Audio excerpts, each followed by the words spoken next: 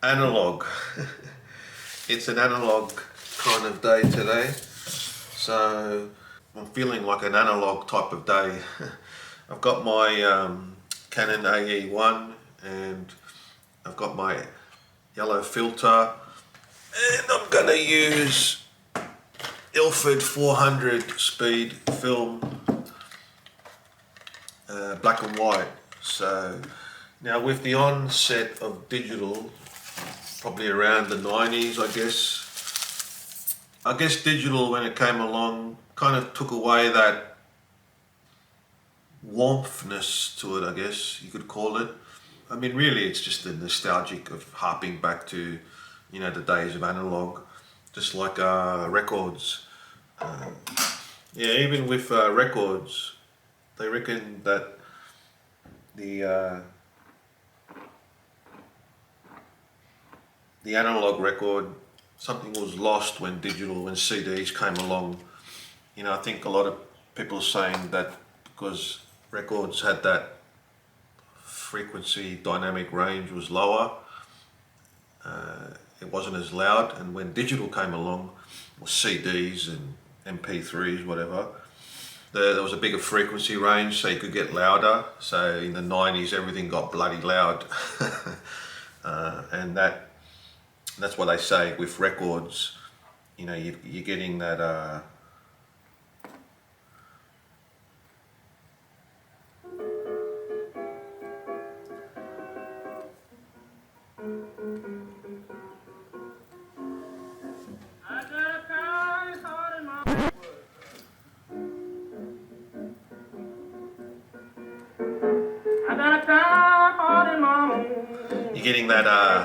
lower dynamic range, and people reckon it's warmer, more in tune with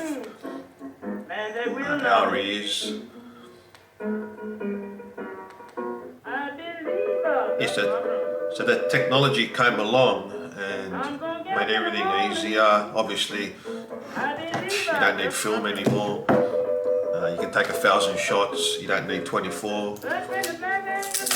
And just everything else that goes with the beauty of digital, and even in digital you can even replicate that sound, Jerry, that sound, that look, if you want to have that analog look, the film look.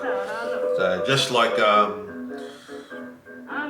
with digital music, I guess you could probably lower the frequency or whatever, but nothing beats the original,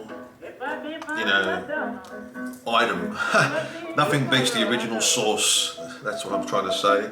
That frequency that only comes from playing records, that look that only comes from shooting on film with a film camera, light leaks and all. It's the frequency, it's the vibe. Jerry, it's the vibe, eh? There is no one section, it's just the vibe of the thing. It's all part of it. This is what I'm getting at. That's my point. It's the vibe of it. That's why if you put a CD on, only dogs can appreciate it because they got a higher frequency. I just made that up, Jerry. So anyway, what are we going to do today, Jerry? We're going to take our Canon AE1 out. Yeah. And we're going to use the yellow filter. I've got a yellow filter, so there you go, changing the dynamic range again. Because I think yellow filter makes a very light shot, and it brings out all, I think it's good for like clouds and skies. It makes it richer and darker, and it accentuates the clouds. That's what I read anyway. So, Jerry, you have a little turn. Yes, Jerry, don't get too comfortable because we're heading out. This is the C41 film for that Ilford make for black and white. This one is good for the machines, the 1 hour photo shops that you go to, the developer places with the machine. The 1 hour, I call them the 1 hour machines, even though they don't do 1 hour anymore. They probably could. Make sure you get the C41 black and white. And I think Ilford are the only ones that do it. Let's process this.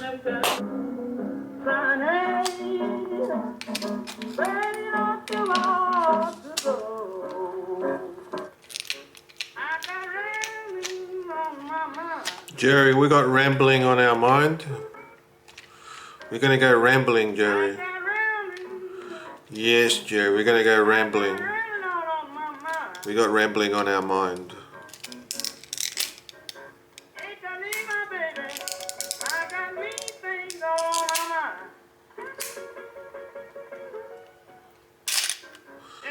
And one more, Jerry, because we're gonna go rambling. We got rambling on our mind. Bingo. You did treat me so unkind, Jerry.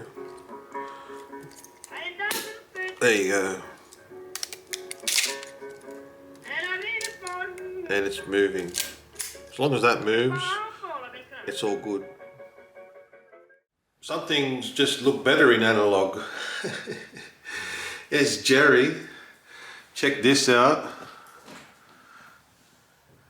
I printed up a painting that a famous Sydney artist did of Jerry from Instagram, and he liked Jerry, so he took a photo. Now, analog, digital. The digital shot is good, but that's unreal. I mean, so analog wins there, and of course you got photos. You know, I mean, you can print digital photos too, but painting, you know, that's the ultimate in analog. You know, that's just the elements of the earth.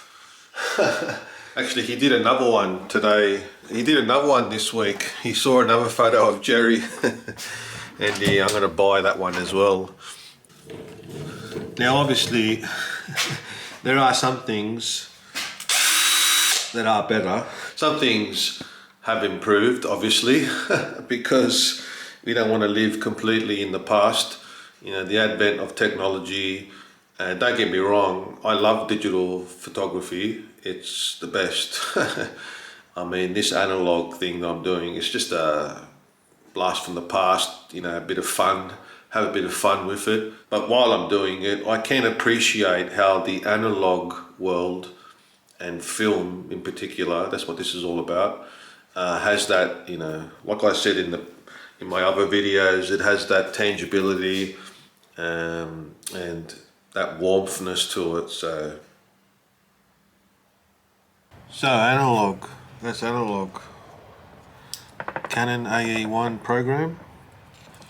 Second go at it, black and white, and like I said, you got to think in black and white because not every shot's going to be good. Like normally you're used to seeing a vivid color somewhere, which can still be good, but you got to make sure that the colors are contrasty, so you can get that black and white contrasty. I mean, I'm not an expert, but I mean that's what I look at when I see black and white photos. I like to see that full, either completely crushed black and overexposed, and you know, types like and then everything in between, grey. Hey Jerry, huh? You're always scratching, Jerry. Now what are you doing?